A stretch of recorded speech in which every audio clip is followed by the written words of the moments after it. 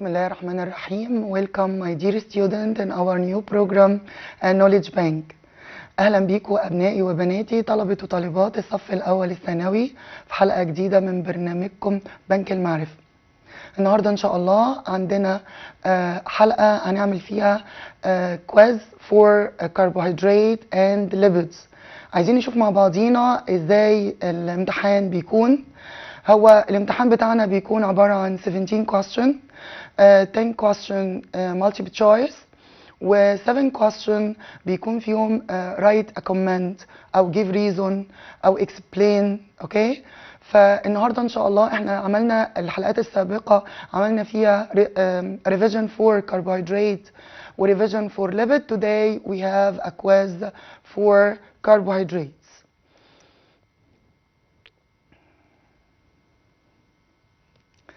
Today we have a quiz for carbohydrates and lipids. Let's start with first question. Choose the correct answer. طبعا احنا عندنا 10 choice. The monosaccharides contains from. هنشوف مع بعضينا first من 3 ل 6 oxygen atom، من 3 ل 6 hydrogen atoms، 6 ل 12 carbon atoms، من 6 ل 12 nitrogen atoms. عايزين نبص تاني كده مع بعضينا. انا عايزه المونوساكرايدز. المونوساكرايدز related to carbohydrates. طيب الكربوهيدرات ليها chemical formula اللي هي CH2O. اوكي، فهنا بيكون ال number of carbon equal the number of hydrogen. The number of carbon here equal number of carbon equal the number of oxygen. هنا مش مديني، هنا مديني مفروض المونوساكرايدز عنده من 3 ل 6 كربون. طب احنا لو بصينا هنا هنلاقي من 6 ل 12 كربون، فبالتالي التشويس ده مش هينفع معايا. طيب the number of carbon here equal the number of oxygen. فهنا التشويس السليم هيكون من 3 ل 6 oxygen because the number of oxygen equals the number of carbon atoms. مين اللي هيبقى ضعف يا ولادي؟ the number of hydrogen، لأن الفورمولا بتاعتي CH2O. اوكي، فبالتالي number of oxygen equals the number of carbon، أما number of hydrogen here بيكون double. Second question. Which of the following lipids is by hydrolysing؟ hydrolysing here يعني ايه يا ولادي كلمة hydrolysing؟ كلمة hydrolysing معناها ان انا بعمل break down، يعني بيكون عندي polymer. البوليمر ده big molecules consists of a group of macromolecules، فبالتالي بيعمل له ايه بقى؟ بعمل له break down. فبعمل ايه؟ adding water. فمجرد ما بحط المية بيحصل break down للبوند between the molecules، ففي الحالة دي بيبدأ يطلع اللي هي المونيمرز بتاعتي. طب بالنسبة للليبيدز اللي موجودة في السؤال اللي عندي، يا ترى الليبيدز دي احنا قسمناها قبل كده لو نفتكر. عندي simple lipids، عندي complex lipid، عندي derivative lipids. السمبل lipids زي ايه؟ زي الاويل، زي الفات، زي الواكس. طب الكومبلكس ليبيد قال لي زي الفوسفوليبيد. الاثنين دول يا ولادي السمبل والكومبلكس لما بيحصل لهم بريك داون باي هيدروليسينج producing derivative lipids. يا ترى ايه امثله الديريفاتيف ليبيدز؟ عندي الكوليسترول وعندي الستيرويد. الكوليسترول كماده تعتبر derivative comes from hydrolysing of a simple or complex lipid، وكمان الستيرويدز برضو دي تعتبر derivative lipids. تعالوا نبص كده على السؤال تاني عشان نشوف الاختيارات. بيقول لي هنا الليبيدز اللي comes by hydrolysing. طب جايب لي ايه في التشويس بتاعتي؟ جايب لي فوسفوليبيدز، جايب لي واكس. الفوسفوليبيد من ضمن الكومبلكس ليبيد، جايب لي الواكس من ضمن السمبل ليبيدز، جايب لي الكوليسترول، والكوليسترول يعتبر ديريفاتيف ليبيدز، وجايب لي الايه؟ الاويلز يعتبر سمبل ليبيد. يبقى السيوتبل انسر هنا هتكون ايه؟ الكوليسترول، لان هو comes from derivative lipids. تمام؟ Third question here. The animal cell obtain the energy required for performing its vital function. الانيمال cell obtain the energy بتحصل على الانرجي for performing عشان تكون او عشان تعمل vital functions اللي هي الوظائف الحيوية يا ولادي from the oxidation of ايه يا ترى؟ دلوقتي انا علشان اطلع energy، انا عايزاكم تبصوا كده معايا، عشان اطلع energy انا محتاج، اوكي، انا علشان اطلع energy يا ولادي مفروض ان انا باخد بوليمر ولا مونيمرز. تعالوا نفتكرها كده مع بعضينا. الاكل اللي احنا بناكله بيكون في صورة بوليمرز. البوليمر دي ممكن يكون ايه؟ ممكن يكون كربوهيدرات، ممكن يكون ليبيدز، ممكن يكون بروتين، تمام؟ اي واحدة من دول تعتبر بوليمرز. خلاص؟ انا جسمي ما يقدرش يستفاد منها الا لازم تتكسر الى مونيمرز. المونيمرز ديت بتبدأ تتحرك للبلد، البلد بتاعي carry this molecules اللي هي بتبقى monomers and transform it to all body cell. يبقى دلوقتي البوليمر مش مسموح لها ابدا ان هي تخش البادي سيل. عشان تخش البادي سيل لابد ان هي تكون مونيمر very small molecule transferred by the blood. طب جميل، يبقى المونيمرز بتاعتي دي لازم تخش السيل. طب عشان تخش السيل بيحصل جوه السيل عمليه اسمها ايه؟ عمليه اسمها اوكسيديشن. طب مين اللي بيعمل العمليه دي؟ بيعمل العمليه دي الاكسجين اللي احنا بنتنفسه. طب مين الاورجانيل اللي انسايد ذا سيل؟ الاورجانيل ده هو الميتوكوندريا.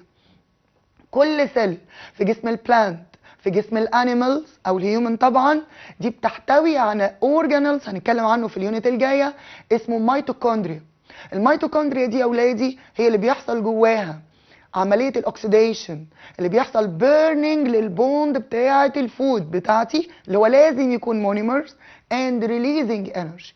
يبقى هنا لازم نبقى عارفين اللي عنده القدره انه لو يخش جوه السيل هو اللي لازم يكون المونيمرز، عمر ما البوليمر هيخش جوه السيل. تمام؟ يبقى عمليه الاكسيديشن هتحصل انسايد ذا سيل ان ذا ميتوكوندريا.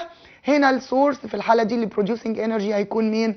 هيكون لابد ان يكون مونيمرز such as monosaccharides مثلا. طب تعالوا نشوف مع بعضينا التشويس اللي هي جايه في السؤال.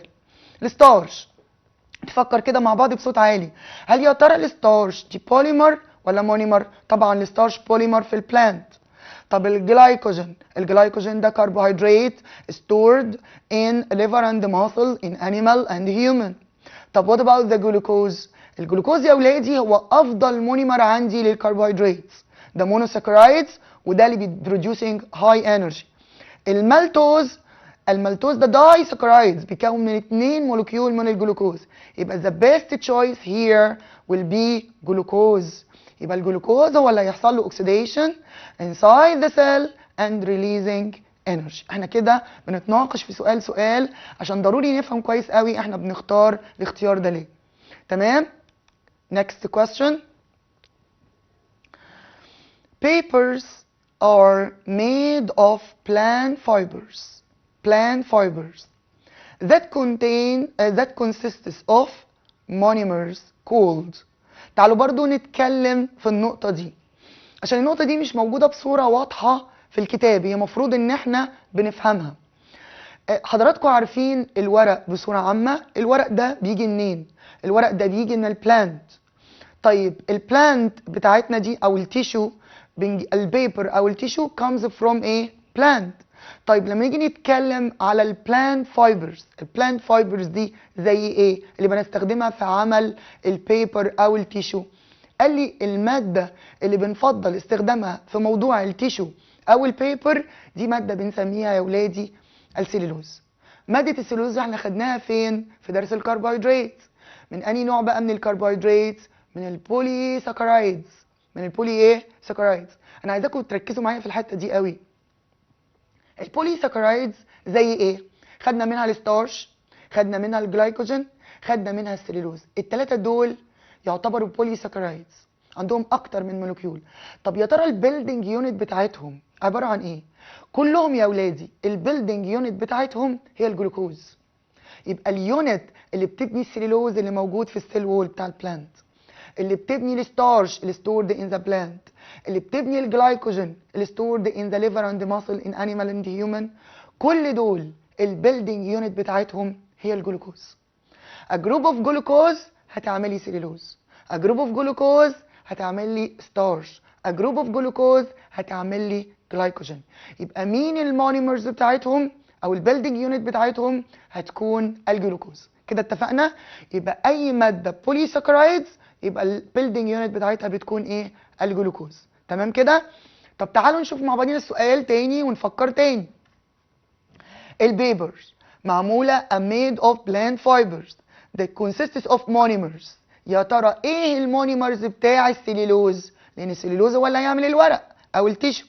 هل يا ترى الستارش؟ لا، ده مش ممكن يكون بوليمرز، ده مش ممكن يكون مونيمرز، احنا كده عارفين الستارش بوليمرز. يا ترى هيكون الجلوكوز؟ طبعا هيكون الجلوكوز اكيد. طيب تعالوا نشوف اختيار الجلايكوجين، طبعا ده بوليمرز.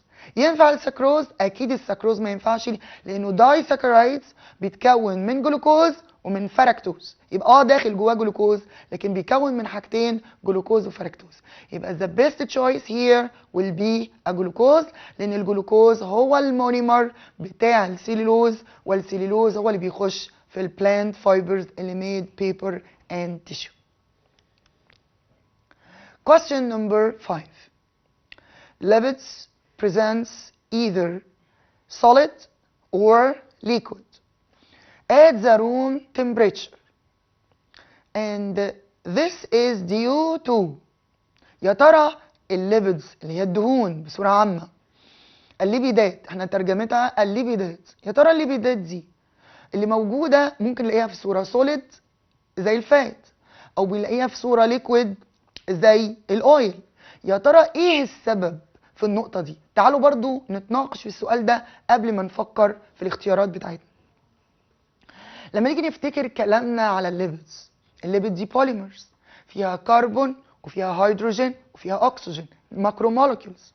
طيب الليبيدز دي يا اولادي بوليمرز، جميل. يعني يا مس الفات دي بوليمر؟ ايوه. الاويل ده بوليمر؟ ايوه. طيب يا ولادي البوليمر ده لابد انه بيتكون من مونيمرز. طيب ايه هي المونيمرز بتاعه الليبيدز؟ المونيمر بتاعه الليبيدز الفاتي اسيد والجليسرول. يبقى اهم جزء عندي مين؟ الفاتي اسيد. طب ايه حكايه الفاتي اسيد بقى؟ قال الفاتي اسيد يا ولادي هي عباره عن الكربون كونكتد مع الهيدروجين، تشين من الكربون والهيدروجين مع بعضين. لو حصل ان الكربون connected with another carbon بدبل او بتريبل بوند، ففي الحاله دي بنعمل unsaturated fatty acid. الunsaturated fatty acid بيكون عندها دبل covalent bond between carbon او تريبل. هنا الاماونت اوف هيدروجين بتكون مينيمم، اقل كميه هيدروجين، فالمركب اللي قدامي ده بيكون in liquid state. يبقى ليه الاويل unsaturated؟ unsaturated ليه يعتبر unsaturated fat؟ لانه عنده دبل او تريبل covalent bond between the carbon. الاماونت اوف هيدروجين هنا بتكون مينيمم، اقل كميه هيدروجين، عشان كده الاويل unsaturated. طيب وليكويد طبعا. طب بالنسبه للفات، قال لي الفات سوليد. طب ليه هي سوليد؟ قال لي عشان هي ساتيوريتد. كلمه ساتيوريتد يعني مشبعه. مشبعه بايه بقى؟ لاحظنا ان البوند اللي ما بين الكربون سنجل بوند، البوند اللي ما بين الكربون وبعضها بتكون سنجل بوند. طيب هنا كميه الهيدروجين بتكون ماكسيمم، اعلى نسبه هيدروجين. الهيدروجين ده لما بيكون موجود فبيكون هنا الفات دي بتكون ساتيوريتد ويز هيدروجين، فعشان كده ده بيعمل السوليد ستيتس.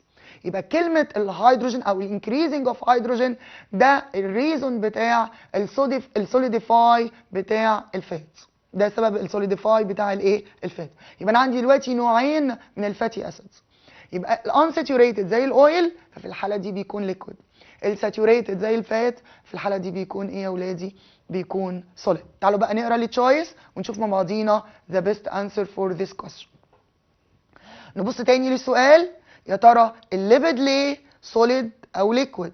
تمام at the room temperature، ده بيرجع بسبب ايه؟ تعالوا نشوف اول تشويس. The type of alcohol they contain، احنا عارفين الالكحول ده في الجليسرول. لا طبعا مش ده الاختيار. هل يا ترى التايب اوف فاتي اسيد that forming them؟ اكيد انا قلت لكم سبب السوليد ستيت والليكويد ستيت بيرجع للفاتي اسيد، يا اما سوليد يا اما بتكون ساتوريتد يا اما بتكون unsaturated.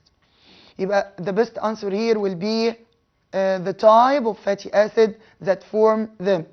في اختيار تاني بيقول the number of carbon. لا طبعا number of carbon ملوش علاقة. هل يا ترى number of phosphate group؟ لا طبعا انا ما عنديش اصلا في الجزء ده phosphate groups. اوكي تعالوا نشوف مع بعضينا the next question. To limit the increase of the weights, it advice to reducing eating. تعالوا برضو نتكلم في النقطة دي مع بعضينا. أنا دلوقتي عايزة أعمل losing للويت بتاعي، عايزة أفقد وزن.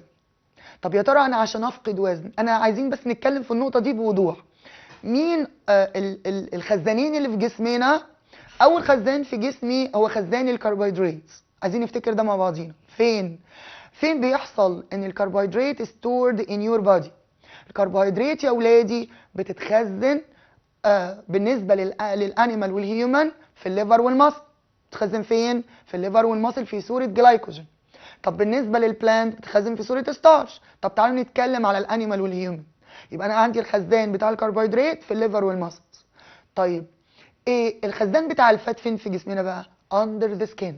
تمام كده؟ ممكن under the skin في الابدومين بتاعتي. اوكي يبقى انا دلوقتي خزان الكربوهيدرات ده موجود في الليفر والمصل في صوره جلايكوجين، اما خزان الفات بيكون under the skin. طب تعالوا كده نفكر مين فيهم تديني هاي انرجي؟ قال لي اللي بتديني هاي انرجي هي الليبيد. burning للليبيد producing the amount of energy more than carbohydrates. تمام كده؟ طيب لكن مين بيديني كويكست انرجي؟ الكربوهيدرات. الكربوهيدرات بتديني كويكست انرجي مور ذان بالنسبه للسرعه طبعا اكتر من الليبيد او اسرع من الليبيد. يبقى تاني مين كويكست سورس اوف انرجي؟ كربوهيدرات. مين هاي انرجي؟ ليبيد. طيب انا عايزه افقد وزن. افقد وزن يعني انا دلوقتي عايزه اقلل نسبه الفات اللي في جسمي. اعمل ايه؟ لابد ان انا اقلل اكل الكربوهيدرات. ليه بقى يا ولادي؟ الجسم بيفضل السهل بالنسبه له ايه؟ الكربوهيدرات. خزان بسيط وسريع هياخد منه ويطلع الانرجي. صعب جدا ان الجسم يروح للليبيد الا لما تكون الكربوهيدرات مش موجوده او الخزان ده مش شغال. فلابد ان انا عشان اجبر جسمي ان هو يروح للاندر ذا سكين اللي هو الخزان بتاع الليبيدز، انا اقلله الكربوهيدرات. فانا بجبره يعمل اوكسيديشن في الوقت ده لمين؟ للليبيد. مع العلم ان الليبيد لما بيحصل لها اوكسيديشن بتطلع هاي انرجي، بس للاسف الجسم بتاعنا بيحب السهل. ايه السهل بالنسبه له؟ الكربوهيدرات. تمام كده؟ انا عايزه افقد وزن، عايزه اقلل الفات اللي اندر ذا سكين، بس انا علشان افهم جسمي بيستسهل، فالسهوله بالنسبه له انه ياخد من الخزان القريب اللي هو الكربوهيدرات. يبقى انا دلوقتي لما اقول لك واسالك انا لو عايزه اعمل لوزنج للويت بتاعي، يبقى ايه افضل حاجه بالنسبه لي؟ ان انا اعمل ديكريز للكربوهيدرات اللي انتر يور بادي. فبالتالي انا بجبر جسمي انه يروح للستورد اندر ذا سكين بالنسبه للفات ويعمل لها عمليه الايه؟ الاكسيديشن. تعالوا بقى نقرا التشويس كده تاني ونقرا الكويستشن تاني بعد ما شرحناه. يبقى to limit the increasing of the weight it advised to reducing eating ايه؟ جايب لي الكربوهيدرات، جايب لي الفيتامين، جايب لي المينرالز، جايب لي البروتين. طبعا the best answer here will be carbohydrates. تمام كده؟ Next question. From the lipids that maintaining the amount of water which present in the plant cell. تعالوا برضو نتكلم في النقطة دي بالنسبة للليبيدز. احنا خدنا مع بعضينا ان الليبيد تعتبر انسيليتور يا ولادي، سطح او مادة عازلة. لو بصينا لان انا عندي نباتين، نبات submerged in water ونبات تاني موجود في الديزرت. عايزين نشوف كده مع بعضينا الليف بتاعت النبات اللي هو submerged in water او موجود في الووتر، aquatic plant مثلا. هل يا ترى الليفز بتاعته هتكون covered with wax بطبقة من الشمع، ولا النباتات اللي موجودة في الديزرت اللي ما فيهاش ووتر او الووتر هناك بتكون decreased هتكون covered with ايه؟ with wax. الواكس ده من ضمن زي ما احنا خدنا simple lipids. لاحظنا ان الديزرت بلانت الليفز بتاعتها او الستيم covered with a waxy layer، واكسي لاير هنا ايه فايدته او ايه الفانكشن بتاعته؟ قال لي prevent evaporation of water. الميه في الديزرت قليله جدا، فالبلانت لما بيكون عنده ووتر فبيحاول يعمل keeping the water inside the cell of the plant. فبالتالي لو بصينا للكاكتوس مثلا نبات الصبار ومسكنا الليفز بتاعته هنلاحظ ان السكنس بتاعها ثك. ليه يا ولادي؟ علشان دي لاير من الواكس to preventing evaporation of water، لان temperature in the desert high temperature. فانا عشان امنع ال evaporation of water ربنا سبحانه وتعالى حمى النباتات دي ازاي؟ بحاجه بسيطه جدا، ان عمل covering للبارت اللي هي exposing to the sun rays by the wax. لكن ما لاقيش ده في الاكواتيك بلانت لان هي already submerged in water، فلو فقدت ميه فهي already بتعمل لها replacing. تعالوا بقى نبص للاختيارات بتاعتنا ونشوف the best answer. يبقى بيقول لي هنا from the lipids that maintain the amount of water، يعني بتساعد ان هي تحافظ على نسبة المية which present in the plant cell، هتكون في الحالة دي يا ولادي الواكس. Which of this correct sequence for the path of energy in the plant cell؟ دلوقتي انا بتكلم على plant cell يا ولادي، انا عايزه سيكونس كويس مظبوط. هل الجلايكوجين، انا لو بدات بالجلايكوجين، اولا الجلايكوجين في البلانت يبقى انا ما ابصش للاختيار ده لان الجلايكوجين اصلا مش في البلانت. طب تعالى نبص للاختيار الثاني، الانرجي هتروح للجلوكوز، هتحول لجلوكوز، بعد كده تديني اي تي بي، بعد كده تديني ايه؟ انرجي. طب ناجل ده شويه، طب نبص للثالث، جلوكوز هيديني ستارش، الستارش يديني اي تي بي. هل ينفع الستارش يتحول اي تي بي؟ عمر ما الستارش هيخش جوه السيل ويديني اي تي بي. فالاختيار رقم سي ده ايه؟ غلط تماما. طب تعالوا نبص لاختيار رقم دي، جلوكوز هيديني انرجي، بعد كده الانرجي هتتخزن في الاي تي بي، بعد كده الاي تي بي هتطلع انرجي. طبعا ده ذا بيست تشويس. ليه بقى يا ولادي؟ الجلوكوز هو الاول، لما بيحصل له اوكسيديشن هيطلع انرجي، فالانرجي ديت هتتخزن في كومباوند اسمه اي تي بي، ادينوسين ترايفوسفات. ده الانرجي هاوس او الستورنج هاوس اوف انرجي، ده اللي بعد كده بروديوسينج انرجي. The organic molecules that containing two fatty acids، ده الاثنين فيه فاتي اسيد يا ولادي، ده معروف طبعا الفوسفوليبيدز ده، انما الفات عنده 3 فاتي اسيد، الاويل عنده 3 فاتي اسيد. The direct storehouse، انا لسه قايله الحته دي، فين المكان اللي بتتخزن فيه الانرجي؟ مين المولكيول اللي بتخزن فيه الانرجي؟ المولكيول اللي بتخزن فيه الانرجي هو الادينوسين ترايفوسفات اللي الابريفيجن بتاعه ATP. دول 10 question choice. تعالوا نشوف بقى question تاني، هنكتب comment. mentions the similarities and the difference between glycogen. الجلايكوجين يا ولادي ده بوليساكرايدز، والجلوكوز مونوساكرايدز. تعالوا نشوف السيميلاريتيز. قال لي الاثنين ممكن يعتبروا اورجانيك بيولوجيكال ماكرومولكيولز، صحيح. الاثنين بيعتبروا من الكربوهيدرات، تمام. الاثنين فيهم كربون وهيدروجين واكسجين باي ريشيو CH2O، تمام. اي واحده من دول تمام سيميلاريتيز. طب ايه الديفرنس اللي ما بينهم؟ قال لي الجلايكوجين يعتبر من ضمن الكومبلكس شوجر، اما الجلوكوز يعتبر من السمبل ايه؟ شوجر، مونوساكرايدز. طب تعالوا نشوف مع بعضينا السؤال ده. The corn grains، حبات الذرة، containing a stored food، عندها أكل متخزن، that used by the embryo، إن الامبريو اللي هو الجنين بتاع اللي موجود جوه الجرينز ده بيتغذى عليه، لأن طبعا ما بيقدرش يعمل photosynthesis process. In this grass and differentiations under the soil surface, as the embryo cannot performing the photosynthesis process. And this due to the absence of the chlorophyll and the light.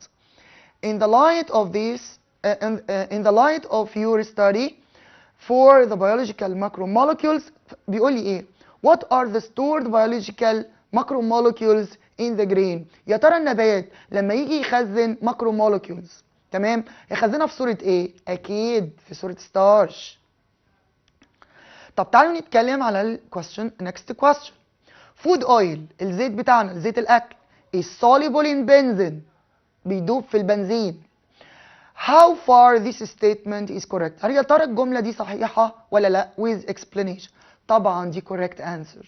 ليه بقى يا ولادي؟ لأن البنزين يعتبر من ضمن ال non polar، فالليبيد insoluble in polar، ما بتدوبش في المية، لكن بتدوب soluble in non-polar solvents such as carbon tetrachloride اللي موجود في الديترجين and benzene. يبقى تاني دلوقتي الاويل بتاعنا soluble في ايه؟ في البنزين. دي جملة صحيحة. مش بس كمان البنزين، اي مادة non polar زي الكربون tetrachloride. Next question. The amount of energy that the body obtain on digesting، خلي بالكم معايا، 3 جرام of animal fats، تمام كده؟ equal the amount of energy that obtained by the body obtained on digesting 3 جرام من الرايس. يا ترى كمية الانرجي اللي هحصل عليها من digesting 3 جرام من الانيمالز فات زي نفس كمية الرايس 3 جرام؟ اكيد لا طبعا، لان هنا الانيمالز يا ولادي فات producing energy more than اللي produced from ايه؟ رايس. الرايس ده من ضمن الكربوهيدرات. Last question we have here 2 container. One the 2 container exposing to the sunlight 3 hours sun rays. The first one covered with oil. Which one has a decreased in the amount of water? Of course number B هو اللي هيحصل evaporation للووتر، لان هنا مفيش اويل. لكن اللي موجود في نمبر A ده ما بيكونش يا ولادي، في الحاله دي الاويل بيكون انسيليتور، فبالتالي بيمنع الايفابوريشن اوف ايه؟ اوف ووتر.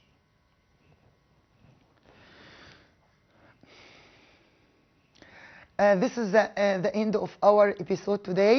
Inshallah, I will meet you next week with a new revision for protein. Thank you for your listening. Goodbye.